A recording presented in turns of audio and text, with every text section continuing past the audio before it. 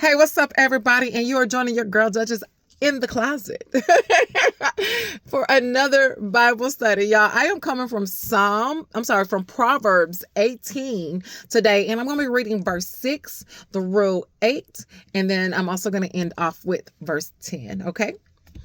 A senseless man jumps head first into an argument. He is just asking for a beating for his reckless words.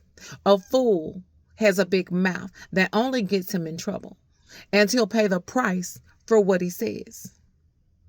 The words of a gossip merely reveals the wounds of his own soul, and his slander, it penetrates into the innermost being. And then verse 10. The character of God is a tower of strength.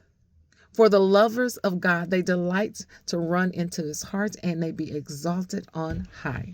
Right? Okay. So the breakdown from 6 and 7. Being senseless means without thought. Without thought, you went right into it. No, you went right into it. You didn't think about it. You went right on into it. And you got to going back and forth, spit boxing with somebody else that you had no business doing that with in the first place, right? Maybe it wasn't your situation. Maybe you needed to get all of the facts before you defended. However, you went in without thought, right? Right. So it tells you that a fool has a big mouth. A fool has a big mouth. And what God says about fools, one thing it tells you, that it's only going to get you in some trouble, right? So like my mom used to always say to us growing up, don't write a check your butt can't cash, right? Don't go out there bumping and talking and you can't back it up. Basically is what that's saying. Or don't let your butt get yourself in some stuff you can't get out of. Either or, okay? Verse 8 tells us that the words of gossip merely reveals the wounds of his own soul and the slander that penetrates its innermost being. Y'all, people who sit around listening to people gossip, I want y'all to start to look at the person that's doing it.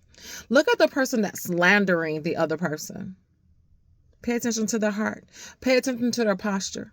They're probably hurt, right? They're probably hurt. So would you really, really take the information from this person to be gold? Why? This person is hurt. They're going to say anything to slander them. But hey, that's a whole nother topic. So one of my favorite ones, it says, the character of God is a tower of strength. For the lovers of God delight to run into his heart, y'all, and be exalted on high.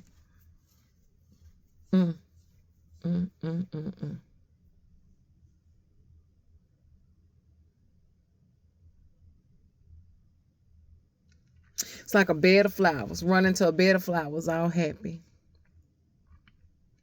The character of God.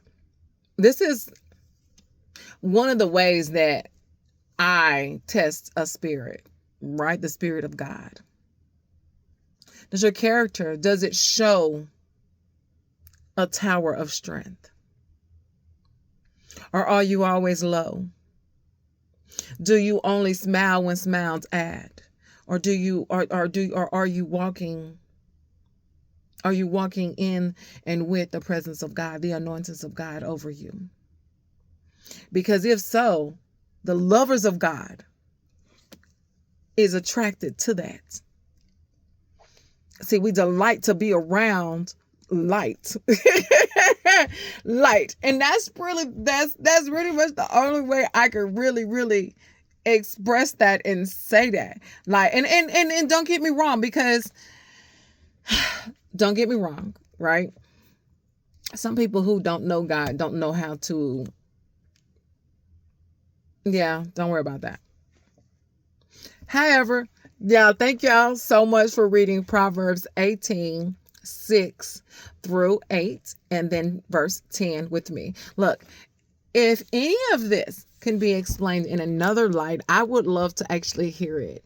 Thank you so much for joining. Hit the like and subscribe button.